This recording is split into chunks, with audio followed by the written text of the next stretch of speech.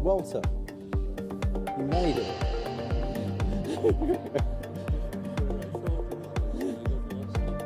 Oh, was it in the building? And then walked. You're looking brilliant. Oh. Very professional. This is,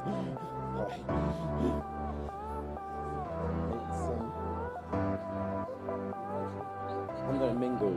Oh, yeah. I'm going to mingle a bit. Well, I should have. Drink some coffee.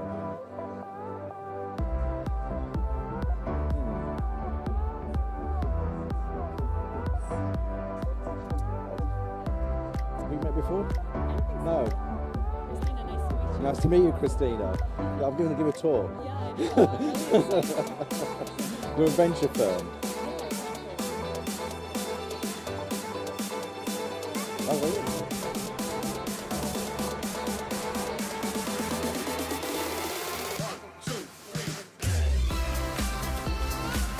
Where are you? I'm here from the US. Palo Alto. I'm out. You're based out here in London.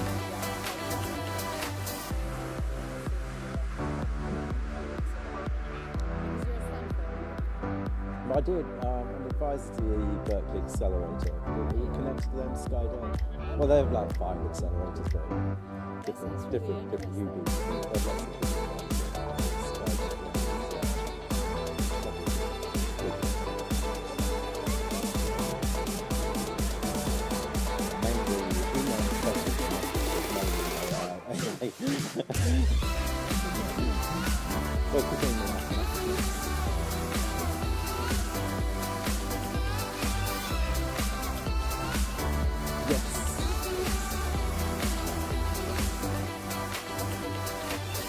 I was on NBC talking about big face last week.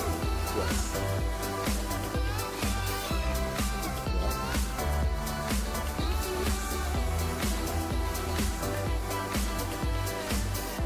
That program rings a bell. Yes. Okay, right.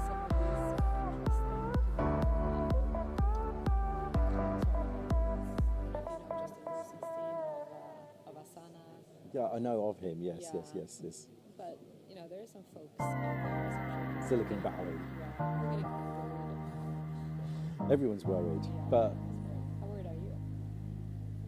not as worried. We have a project at Stanford that talks about this actually. It's called the Boundaries of Humanity project, which it's not just AI, it's biotechnology as well. Gene editing to start changing things. I think. Well, first of all, you won't be able to stop it. That's my view.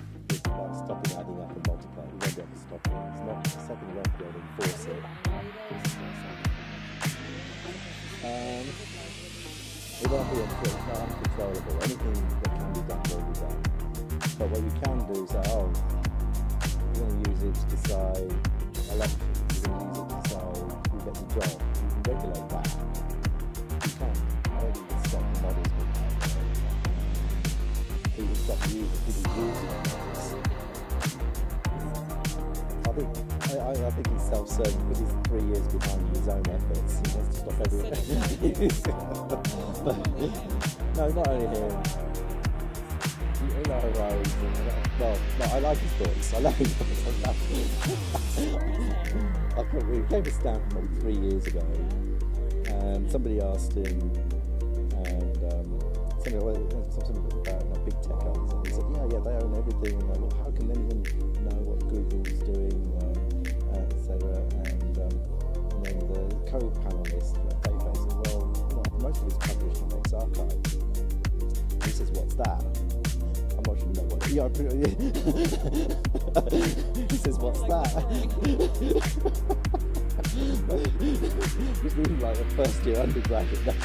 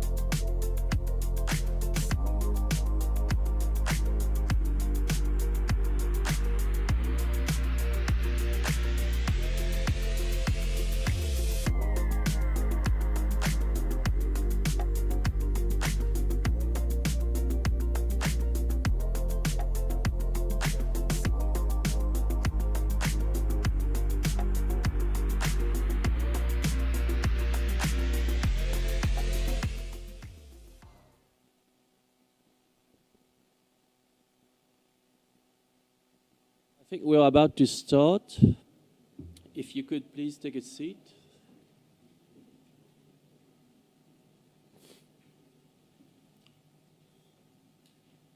Yeah, thank you. So, first things first, my name is Clive Chong. I'm from Royal Holloway. I'm part of what we call the IET Healthcare Network.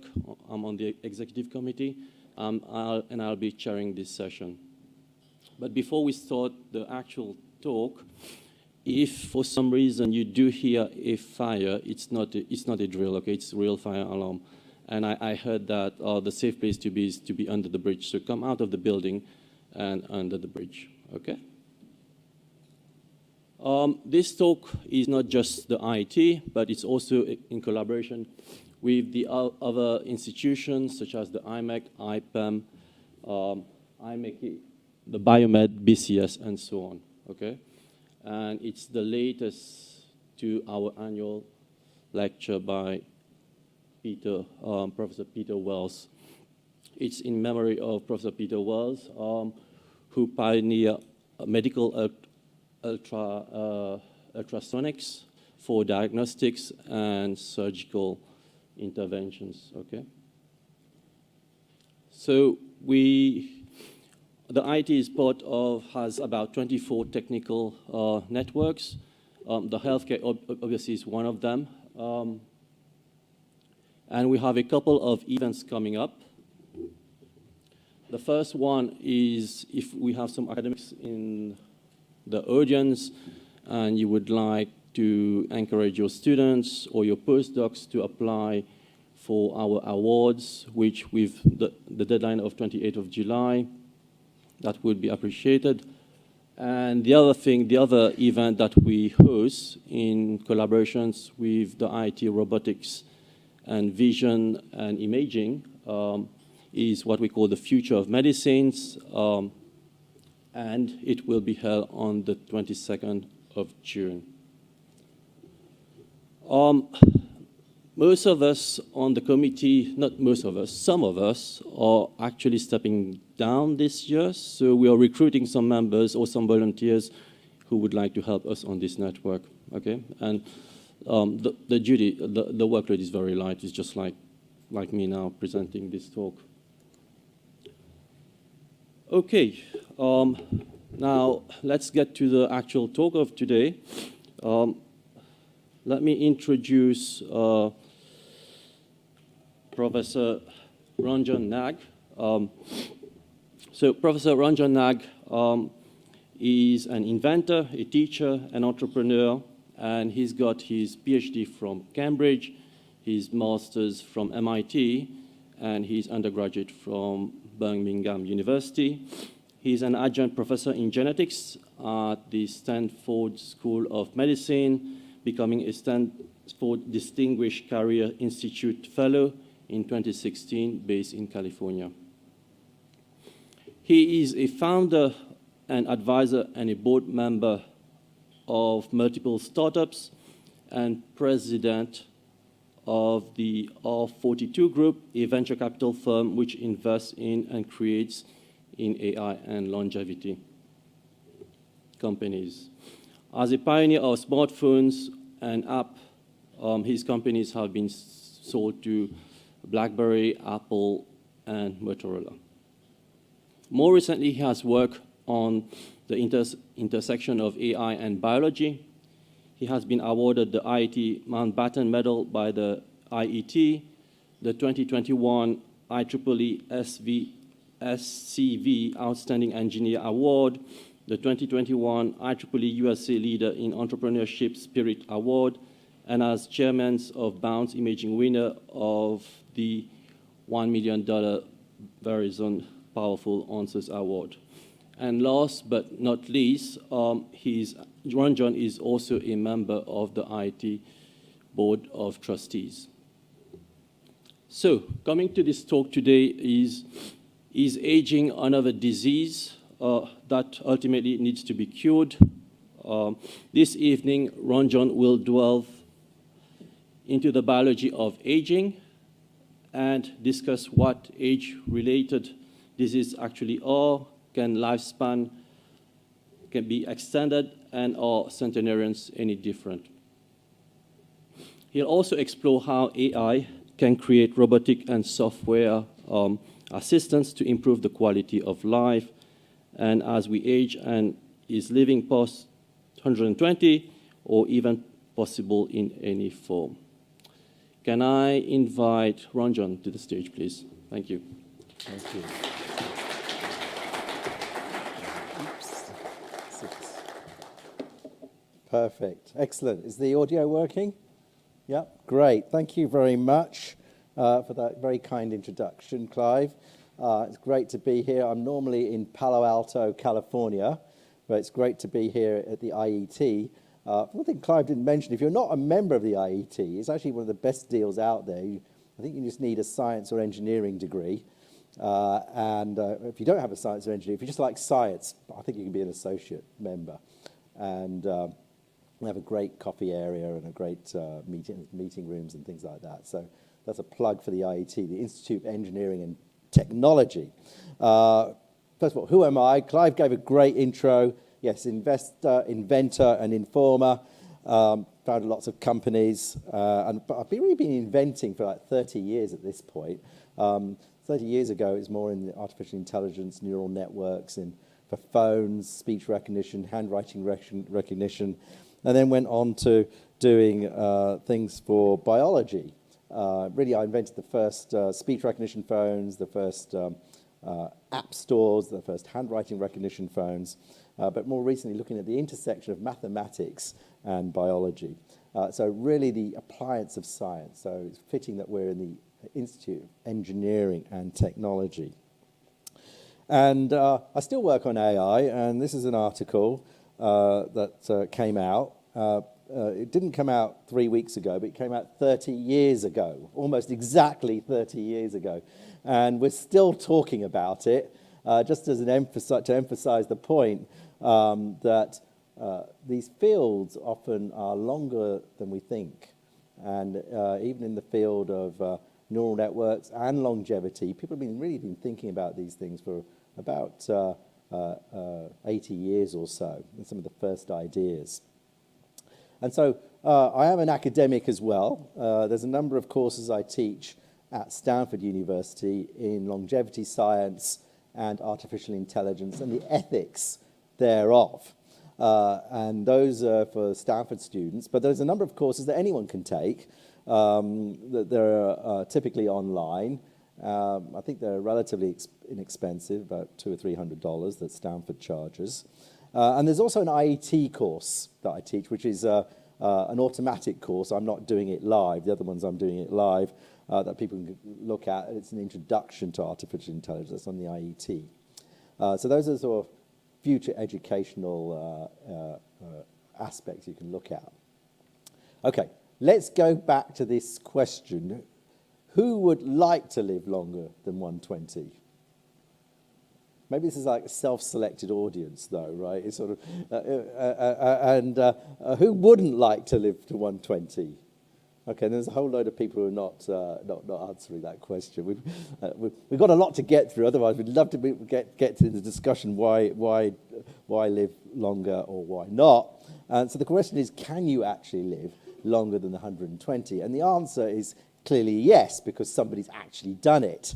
This is Jean Colmet. She lasted 122 years, 122 and a half years, a French lady.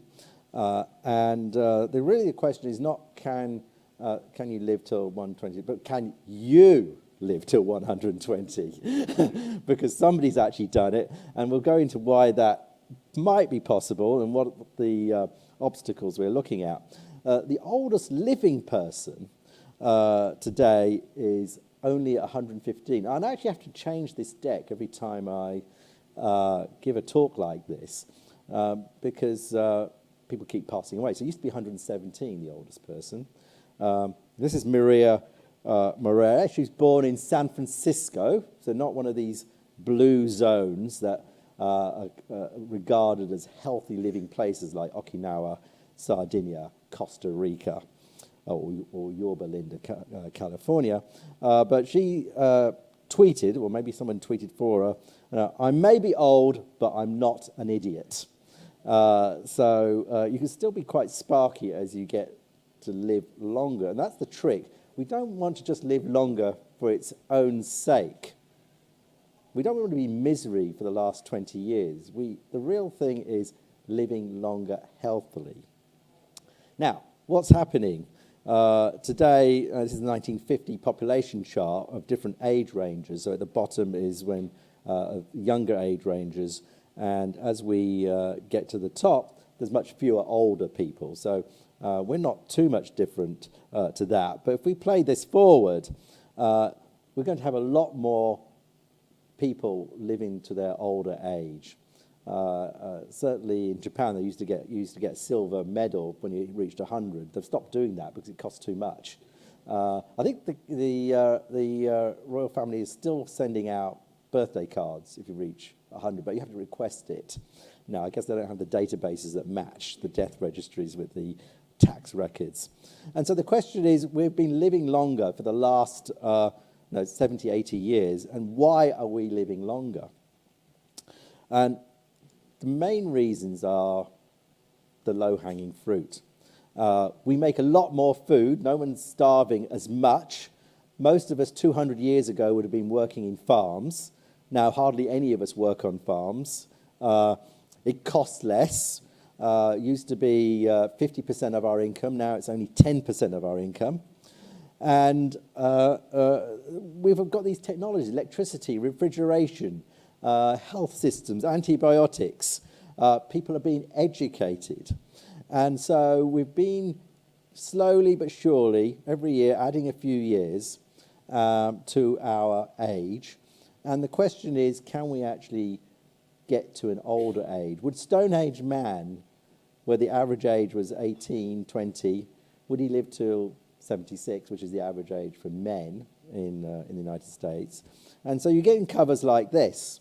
So those of you who've got kids or grandkids, I would put it, they probably will live to 120 easily.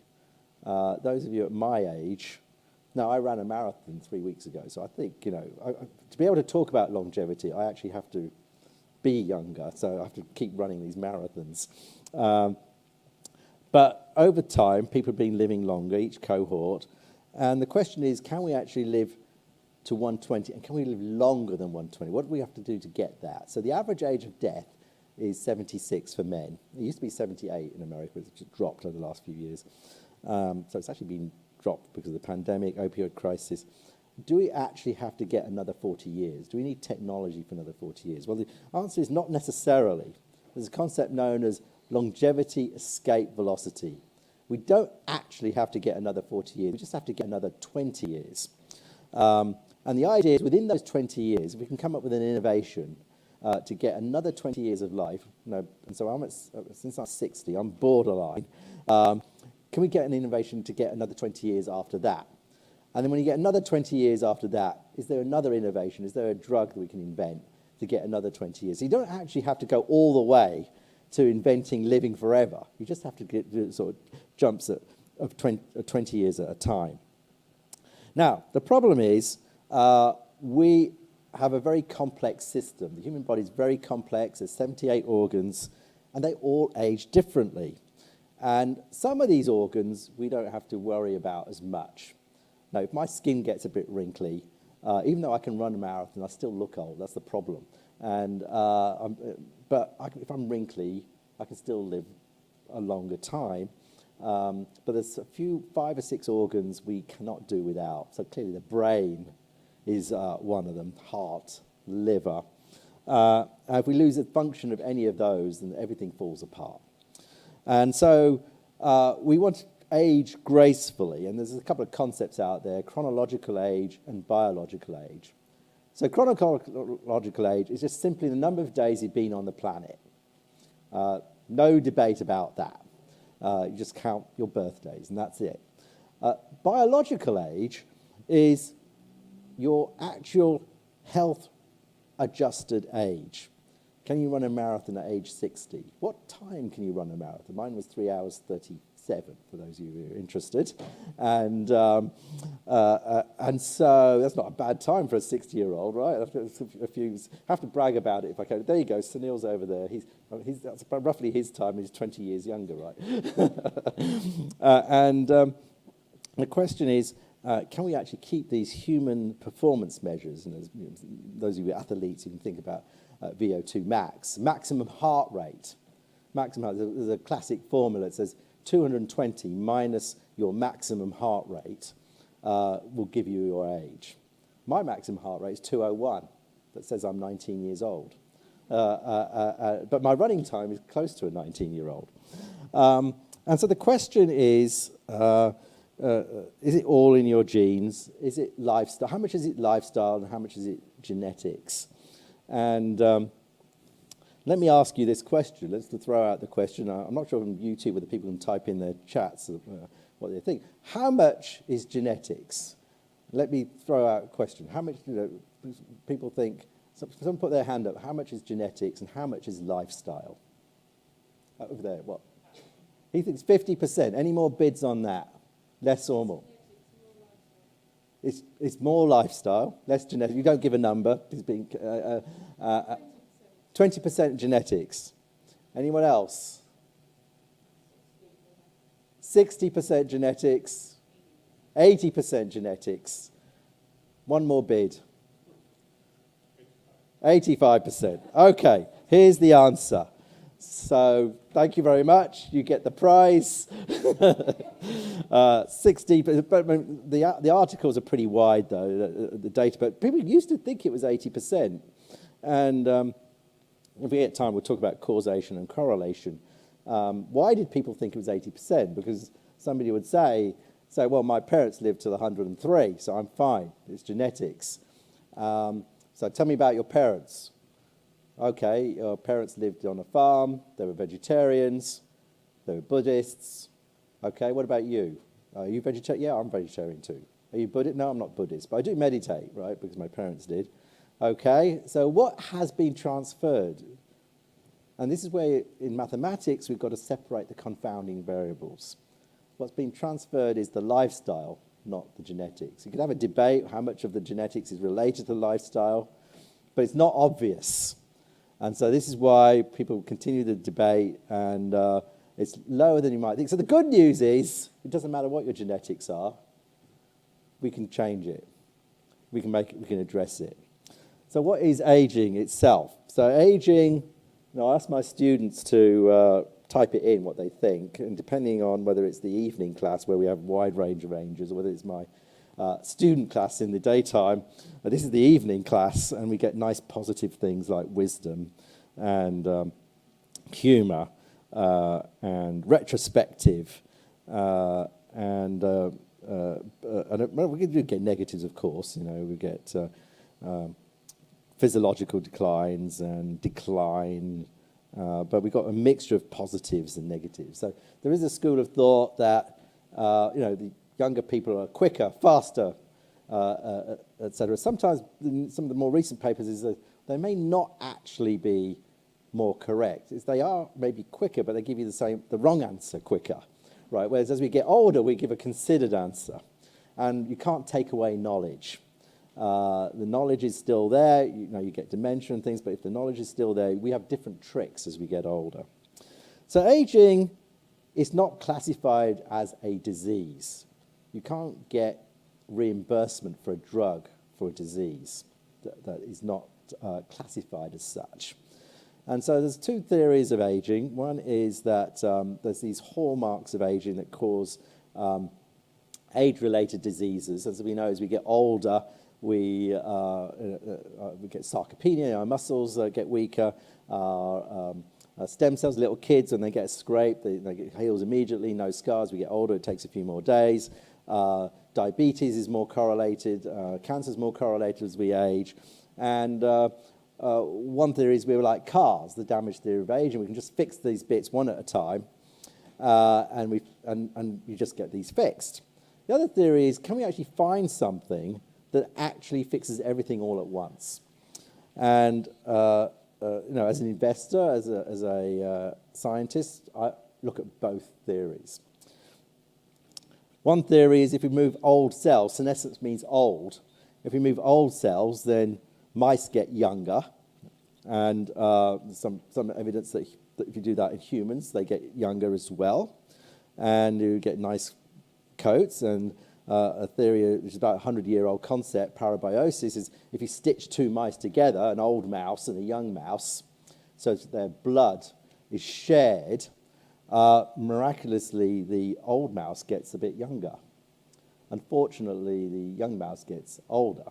And so I'm not sure if some of you remember, it's probably 9 years old now, the Silicon Valley episode of the occurrence where the entrepreneur has got his young boy walking around with him all the time, ready to transfuse blood to make him younger every time. So people are trying to figure out, well, what's going to actually measure aging? And there's a concept known as biomarkers. And the biomarker ideally should be easy to collect, should be cheap to collect, and should be related to the biological age rather than the chronological age. The problem is quite difficult to collect because you have to measure it for decades. And it should be able to be reproducible. But people have been trying, people have been doing that and applying AI. This is a site called aging.ai. This told me I was 38. It's okay. You put your blood metrics in, and that you take in maybe in a yearly physical, and it turns out that it's not too bad. It gives you some elements. So my max heart rate measurement told me I was 18. This told me I was 38. Okay, we'll take that too. And so the issue is you can go into Boots or Walmart, Walgreens in the States, and find aisles and aisles of supplements: vitamin C, vitamin D, turmeric, NAD+, NMN. And the problem here, again, is going back to that correlation causation. If you get nothing out of this talk, know that the body is complex, and we have to try and tease apart what's occurring. And you'll read an article that will say, take more vitamin D, take more vitamin C, take more omega-3. And often these articles are not comparing, even though they may have done trials, the trials against the average may be not you. The average person's not particularly healthy.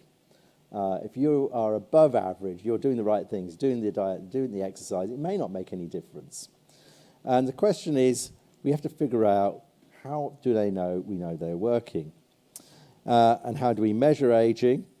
We could actually, one trick is, there's lots of measurements that try to tease apart the training effect with the aging effect. So I just told you I did marathon, and I've just told you my max heart rate goes up. Have I actually got younger, or have I just trained and I've got better?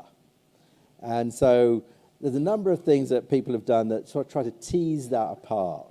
So one of them is standing on one leg with your eyes closed. You have to do it with your eyes closed, but you can stand on one leg for quite a long time with your eyes open. But if you do it with the eyes closed, I can last about 8 seconds, and a younger person can last a bit longer. Sometimes I ask you to do it, but we've got so much to get through, I won't ask you to do it. Another one is a grip strength, right? You can get this machine. It's not very expensive. It's probably about £20 or so. You just grip the strength and measure how strong you are.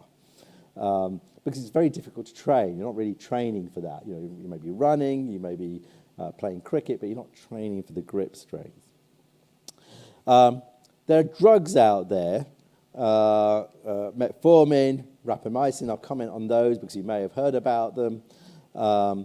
The issue of some of these, they do have issues, which is why you see articles that say, well, people who have diabetes live longer than people who don't have diabetes, at least for 70-year-olds.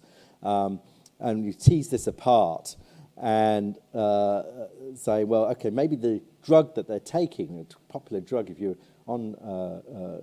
have type 2 diabetes, is metformin. It's a generic, very cheap, and is a popular anti-aging drug, and the issue though is it actually making you younger? And again, it goes back to the average person. The average it might be making the average person because the average person probably does have a propensity to type 2 diabetes as they get older. But the critique is that it reverses the positive effects of exercise, increases inflammation. And of course, some people say, well, let's stop exercising, take this pill instead. But actually, the logic doesn't quite work there, but it's a good joke. Rapamycin, again, is another one that's been in the news right now. It's something that reduces aging, but some doctors will prescribe it. But it increases insulin resistance. There is an argument if you take very small doses, it won't, and it'll be fine. But we don't know the numbers yet. We don't know the numbers yet. So again, if nothing else you take from this course, this talk, be skeptical of everything you read, hear, or see, including from me, by the way. Another concept, calorie restriction. This has been known for decades, which is where you just eat less.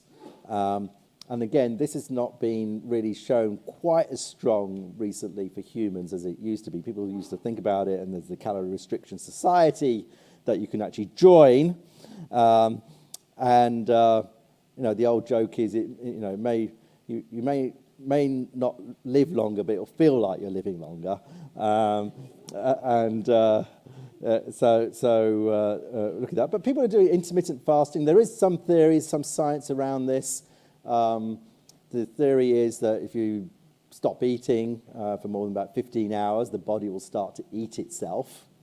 And you might think that's not good, but the theory is it starts to eat the bad cells first, you know, precancerous cells, fat cells.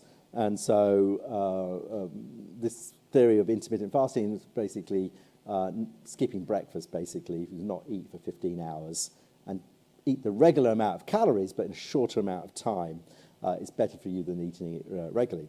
Conversely, there are other people who say the opposite.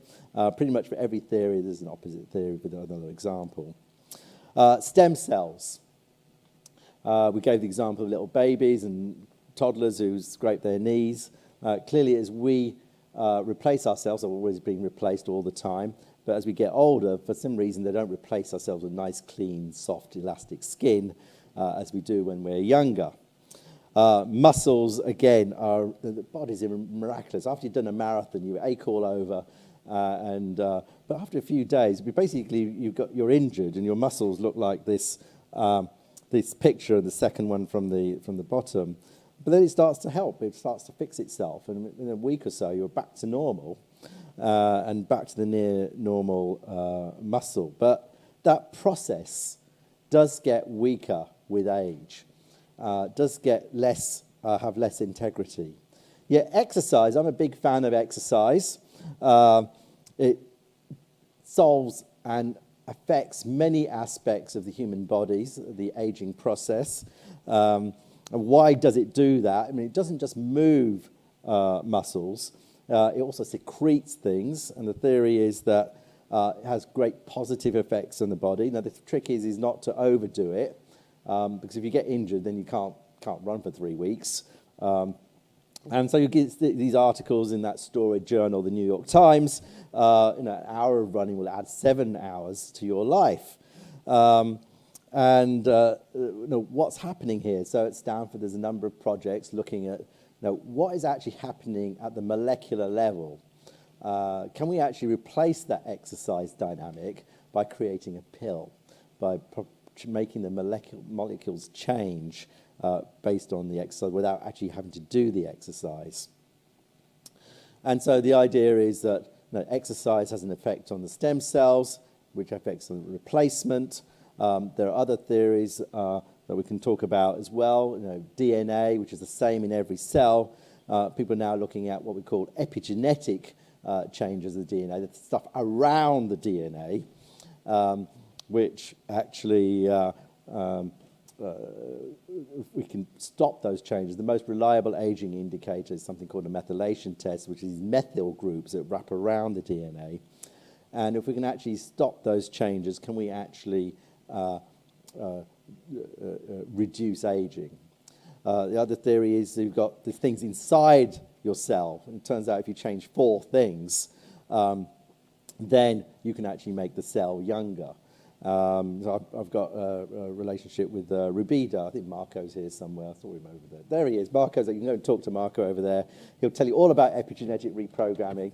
We're putting lots of effort to try and change it at the cellular level. Thymus. Thymus is an organ here that creates your immune system when you're born.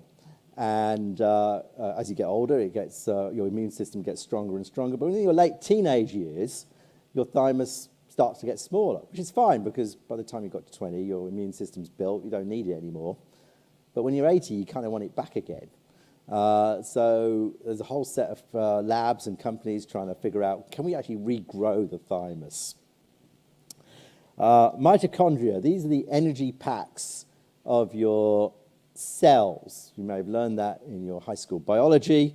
And as we get older, the mitochondria get weaker. And the theory is it's like a battery. If you can change an electric drill and the battery wears out, keeps wearing out, and then it's like the Energizer Bunny. You replace the battery, it's back to brand new again.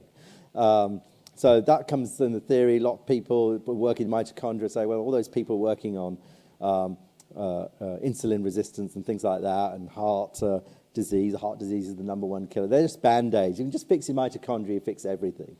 And the idea is, can you get your good mitochondria? We have a spectrum of good mitochondria and weaker mitochondria. Can you get your good mitochondria, regrow them, and then give them back to you and be completely rejuvenated? So I'm working with a company called Mitrix Bio that's trying to do that. Alzheimer's, dementia, brain, we all know about that as correlated to aging. And there's been quite a lot of controversy on the Alzheimer's research work in the last 30 years. Last year, really found out that the plaques that people have in their brains may not be the complete cause of Alzheimer's, despite 40 years of work and $40 billion of expenditure in R&D. But there's a concept of blood-brain barrier. There's a barrier that separates our brain from blood, so when we get an infection, our brains don't get infected. As we get older, that barrier starts to leak, and that seems to be correlated with aging. So I work with a company called Reservoir Neuro on that. Next thing is using machine learning and trying to say, well, okay, how do we speed this up? Because I've only got 16 years left. I can't muck about with working on phones anymore. And how are we going to speed this up? Well, one theory is use machine learning. There's only a 1 in 20 chance of getting a drug out when you're starting from the beginning. I want it to be more like 7 in 20, right? Can we get more chance? And then it costs $1 billion to get a drug out. And it takes 20 years. So can we use machine learning, trick 1? Trick 2, can we use all the databases that are now available? There's loads and loads of databases, but they're all like splintered. Can we combine them? And trick 3, can we say, well, let's not invent any new drugs. Let's just repurpose the ones that are already there and use them in different combinations. They probably cover the space already. We don't have to invent a new one. That's a school of thought. And so Agemica, I think Yasaman's over there. You can talk to her. She knows all about that. That's one company I'm working on. If you put all these things together, then you may have a case for an aging vaccine. And that's really what we want to get to, is an aging vaccine. Either something you take once in your life or you take once a year. I mean, it could be a combination of these things. We don't know what it is. But let's go back to basics. What can you do right now? No fancy drugs. Can you actually get better with diets and exercise? So diet, lots of things are implicated in aging. And some of these are obvious ones that you've seen and you've heard about.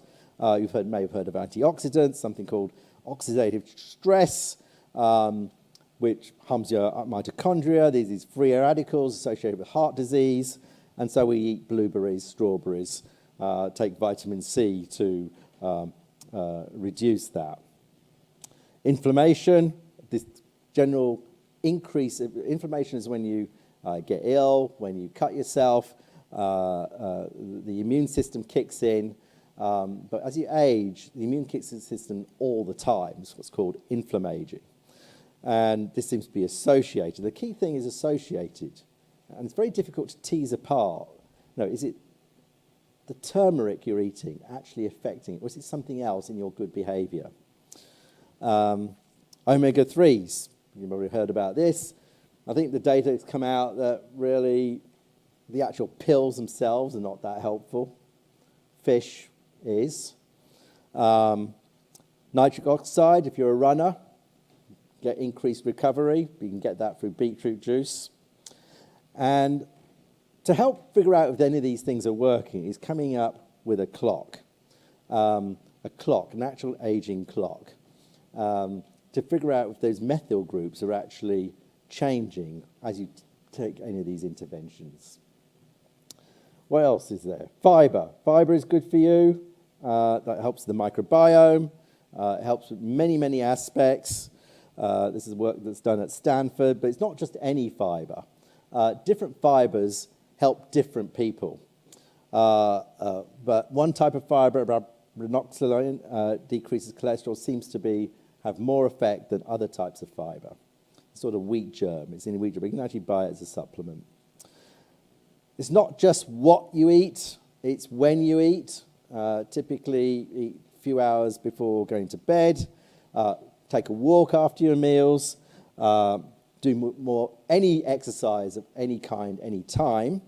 It depends whether you have insulin resistance or not. If you're insulin sensitive, then the afternoon's better.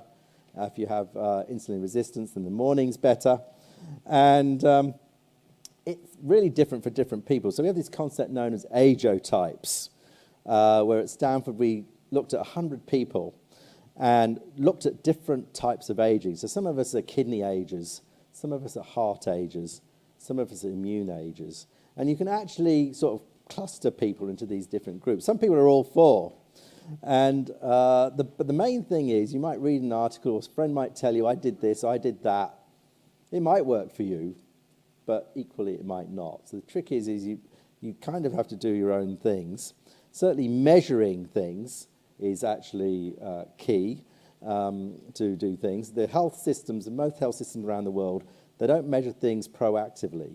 They don't give you tests. It's only after you get ill you give tests. So some of these things are more important than others because the trick is not taking one measurement once.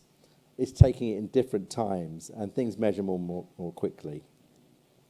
Finally, let's look at glucose monitoring, because this has come up. It used to be just type 2 diabetes. People would get one of these Dexcom continuous glucose monitors that stick on you that measure glucose in your blood as you're eating. Now you can actually buy these things. I think Levels is a company, they sold 500,000 of these monitors to people who are not diabetic. And the reason these things are going out there is, again, to measuring what happens to you when you eat something. It turns out it's not just ageotypes, but also glucotypes. I spike on potatoes, but I'm perfectly fine on bananas and rice.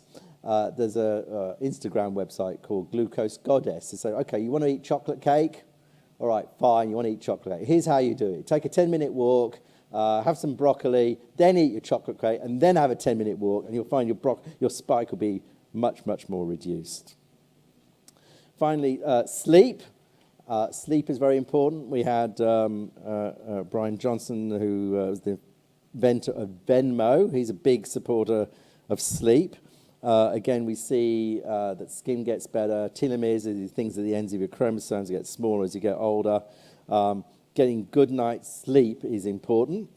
And then thinking younger, being happy, being social. It turns out that if you're actually surrounded by young people, you're talking with young people, doing young things, playing with kids, that you seem to correlate to a longer life.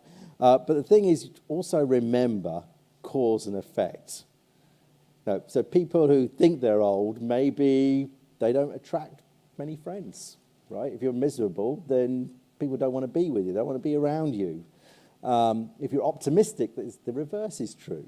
People want to be around happy people. And so therefore, maybe people who are social live longer.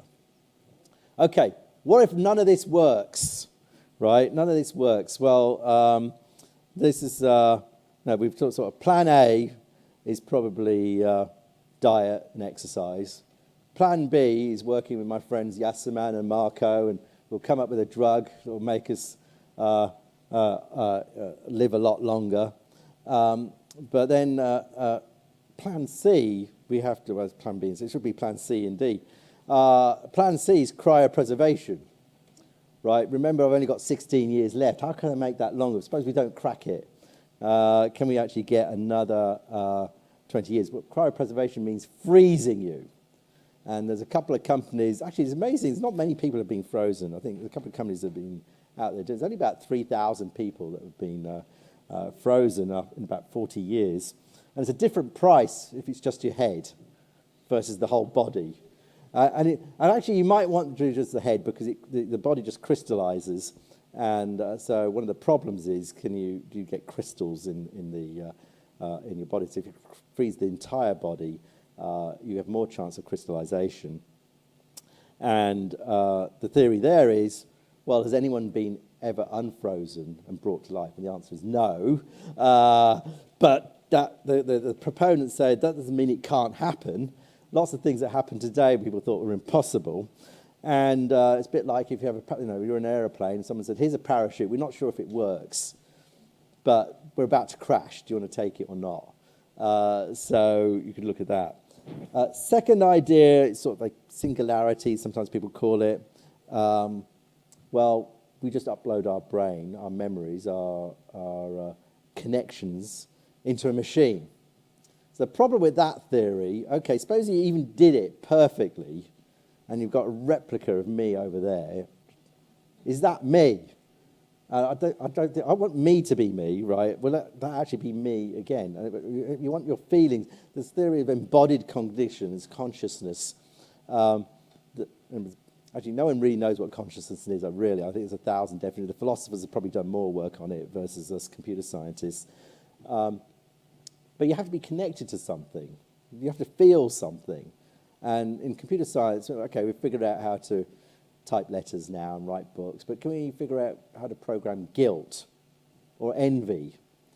And at Stanford, we've got this project called the Boundaries of Humanity project, that if we start to change people, change things, can you actually at what point do you stop being human? And so those are the things that we will talk about in the next 30 years. Let me flick to we won't do this one, but I think we'll just go to the end and open up for a few minutes for questions. If you want to find more papers, we've got lots of papers on the Stanford website.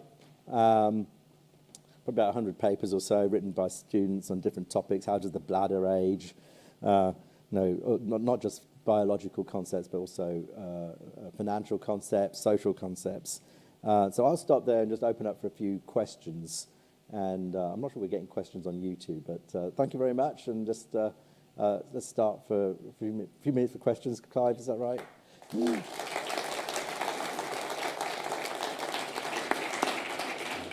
Thank you very much, Ranjan. If you have a question, Teresa with the microphone will come around. So if you could raise your hand if there's any questions.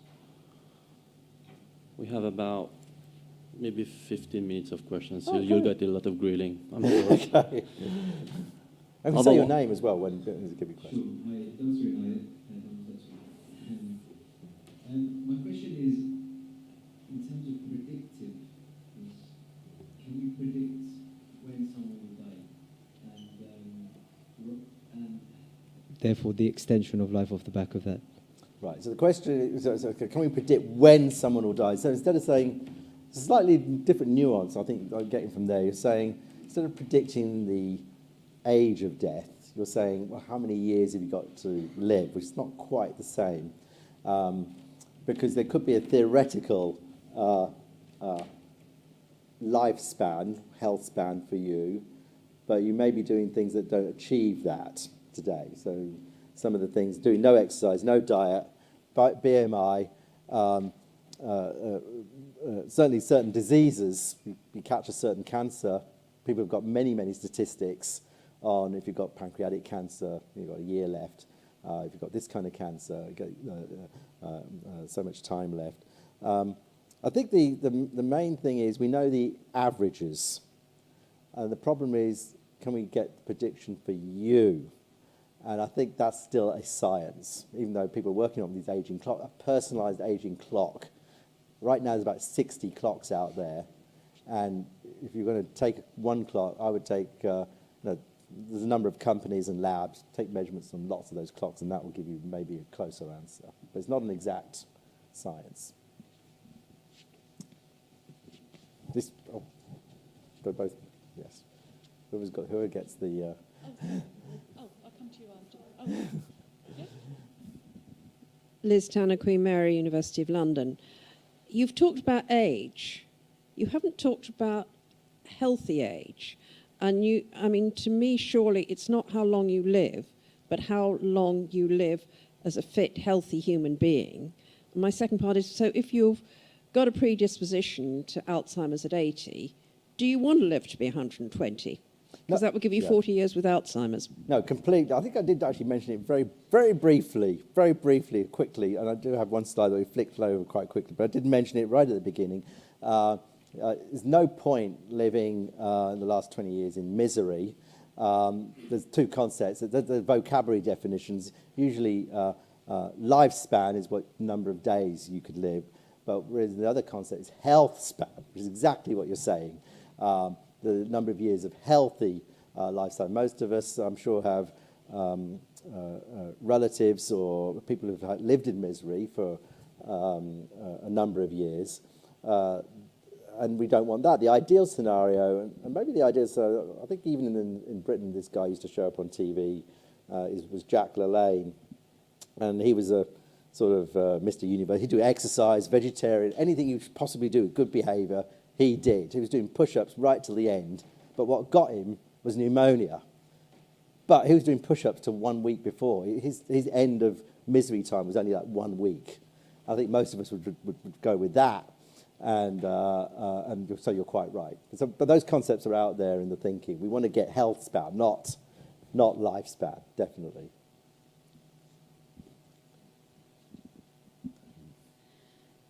Although genetics only plays 20% role in, say, cardiovascular disease, we know that there are interactions with genetics and certain other factors. Do you think AI will be able to give a better prediction of, say, cardiovascular, it could be other diseases, in the future that would give us a better sort of individual risk? Yeah, thank you for that clarification. We know that genetics is 16%, but certain genes, like the Huntington genes disease or even APOE4E for Alzheimer's, APOE4E is like 40% chance you'll get it. Huntington's is more than 90% chance you'll get the disease. Certain genes are very deterministic, so it's not 16% for those genes. And I do think, go to the second part of your question, the more data we have, and as we know, it used to be people look for that one gene that causes cardiovascular disease. Most diseases, most of these common diseases, is a long tail of genes, not one gene, and big genes affecting other genes. And hitherto, we haven't really had the computing power, number one, and number two, we haven't had the data to do it. That's all changing. We're wearing all these things, billions of samples. We're not actually getting, not that many people being sequenced. Only about 40 million people have been sequenced in the world. If you play it forward, it gets cheaper, and it's like standard of care. You just get you're just sequenced. Can we get to 1 billion people? When you get to those levels, then we can have AI going to get into work. Yeah. Go ahead, Danielle. So, Ranjan, thank you so much for the very inspiring talk. I'm glad you mentioned, I think, you're not what you eat, but when you eat. And of course, that was all introduced by Professor Franz Halberg from Mayo Clinic, and the area is called chronobiology. Yeah. So would you be able to elaborate a little bit more on the role of chronobiology in maybe slowing down the aging? Yeah, I think it goes back to measurement. One of the things is, I used to be quite critical of these wearables because I just put it in a drawer after 3 months and forget about it. But now, as you start to use it, you can get nudges. And this is why some of these continuous glucose monitor sensors, where people are using it, and people are curious. They want to know if you can reduce the spiking, and you're getting these popular websites saying, okay, you want to eat pizza, this is how you do it, right? The education, the data, before we had these continuous glucose monitors, we didn't actually have any of that data, except in the research labs, like you say. The Mayo Clinic, Stanford would measure people, but it was only a relatively few number of people. If we can do it on large numbers, then we're going to get much more data. So even though it's an average, we're going to get clusters. Okay, so we want it for you, not the average. But you might be like to be similar to you over there, and we can put you in the same bucket because you have the same lifestyle, the same age, the same some maybe commonality in genetic profile, because we're still 99% the same, and 98% the same as a monkey. So it's there. So I think, again, we're going to need more personal data to get personal information.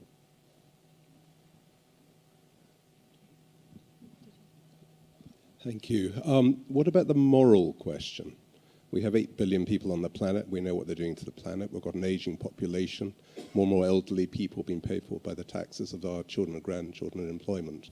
How do you answer that? Yes, and that goes into the AI scenario thing as well, because things are going to be very much more productive. Will there be enough jobs? My thinking is anything that can happen will happen. You can't stop it. People will start inventing things, keep inventing things, either in the biology area. If you can live longer, we've got a whole industrial complex, trying to come up with drugs. If we can change the dynamics a little bit, because right now we are encouraging drug companies to come up with new drugs and also charge a lot every year. So you're on it for the rest of your life.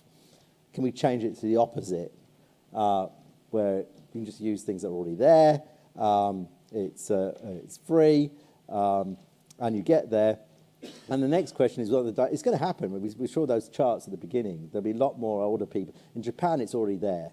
There physically aren't enough young people to look after the old people. What are they doing? They're building robotics, building other systems. Older people just handing over their businesses to young people, because no one actually wants to own a farm. So they're just like, you can have my farm for free. So we're seeing Japan in particular, they have no immigration, so it accentuates the problem. So you'll have some of these other dynamics where it's almost self-imposed, right? Where you don't have enough young people to solve it quite easily with immigration. But if you decide not to do it, then you've got to work on these other principles. I'm an optimist at heart. I think there are solutions, vertical farming, which can support us in other areas. Historically, when we've had these doomsday scenarios, the Club of Rome in the 1960s said, we'd have an apocalypse in 1980 or so, because we'll run out of oil, we'll run out of food, and it didn't take account of the advances of technology to make us more efficient. So I think I have a more optimistic approach, but it's not without work. So. Hello. Well, we have a couple of questions coming in on the live stream. So the first one's from Henry Fetayunbo. Ranjan, what weight would you put on supplemental pills? Yeah, so I think I wouldn't put 0. Some people say just they're all waste of time, don't bother. I think Lord Winston said that, basically. He said, don't take, everything's a waste of time except vitamin D. I would not say be as pessimistic as that, but I think it's, again, different for different people. And again, you have to sort of tease apart. And why it's different for different people is that different people have different deficiencies. But there's also a U-curve thing. More is not necessarily better. Less is not necessarily better. You know, if it's not working, you may not be taking a strong enough dose. If it's not working, your dose may be too strong, right? So it's very difficult to know what to take. And for myself, because somebody might ask this question, well, Ron John, what do you do? Right, I've tried lots of things, lots of hacks. NMN makes no difference to me. NAD plus makes no difference to me.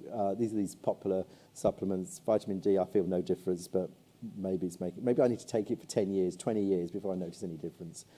The only thing that has made immediate impact is when I went on a diet with no sugar and a vegan diet in combination. Cholesterol went from 165 to 130 in about 3 weeks. And did almost the same thing, but with a Mediterranean diet, but no sugar, almost as good. So I think sugar is bad. Sugar is definitely bad. That seems to be, and we see this in the glucose monitoring stuff, but I still like chocolate cake. I still like ice cream. And for mental health purposes, I think the question over there, if we want to be in misery for the next 30 years, I think I can justify the occasional slice of chocolate cake and ice cream for that purpose. Thank you. And if we could just do one more from the live stream. James Gatterby says, there are so many epigenetic clocks. Which, if any, are actually useful? I think you can't say that. I think we're at the early stage. For those of you who don't know what these clocks are, it turns out with a spit sample or blood sample, you can measure your biological age. And the original one was by Steve Horvath. It's available as a commercial item. It's about $500. My prediction in the next year, 18 months, these clocks will drop in price to about $100. I think you'd really need to take 3 or 4 of these different clocks to actually get the average. One won't be sufficient. And I've given you some of my metrics of not buying a clock at all. You know, you just measure your running time and your maximum heart rate. I did a telomere one. It told me I was 20. That's nice for my running one. I'll stick with that one. Usually you stick with the one that's the best, right? Best for you. But I did a skin recognition one, the face recognition. You can go to the NVIDIA OLED website. There's a face recognition. It told me I was 58. So again, I still look old. That's the problem. So yes, try to answer that question. Hi, Ranjan. Thanks for the talk. So looking out, I don't know, 30, 40 years with people living out to 120, how much of that do you think will be from like better lifestyle, just people exercising more, eating better, knowing like their individual strengths and weaknesses, versus like what biotech and pharma is researching and things that will take externally to yeah, live I think it's about 100 or so. It seems like if we just behave ourselves and we're getting more education, marathons. 1970, 1,000 people would enter the Boston Marathon, and women are not allowed. Too dangerous for women. Now 30,000 people every year, does about half of them women at the Boston Marathon. We haven't had that scene, what that large number of sort of amateur athletes, not just marathons by itself, is going to have in decades to come. But it seems like if you look at Japan, where they're pretty healthy, the average age of death is 83, 84, a bit higher than UK and US. We're going to have to need a little bit more of a fillip, and we may be able to get to 90 or 100 with addressing some of these big diseases like Alzheimer's. But getting to the 120, I think we'll need some biological intervention. And I'm pretty optimistic we'll get one.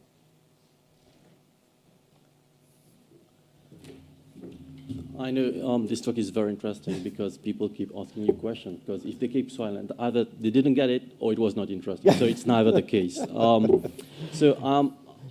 will be a networking session now on the right-hand side, and I think Ranjan needs a little break from the talk. So I invite you to the Nibbles, and thank you all for coming. And obviously you will have an opportunity to network with Ranjan. Thank you all. Thank you. Thank you. Thank you.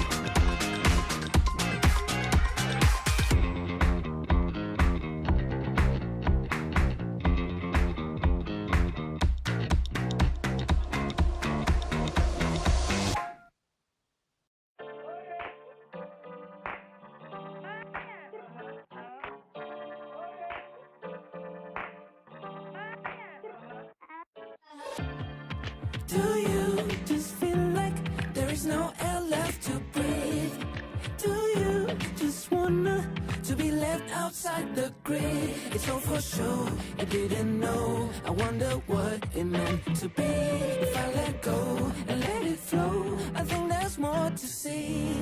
I just need a break. I'll take what you need. I just need to break. I'll take you to a trip to the other side. I'll take you to a trip to the other side. Do you mind? Take a trip to the other side. I'll take you to a trip to the other side. Trip to the other side. I'll take you to a trip to the other side. Other side. Take a trip to the other side. I'll take you to a trip to the other side.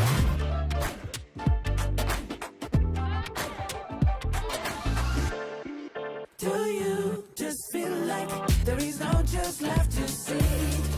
Do you just wanna to rewriting down your script? It's all for sure.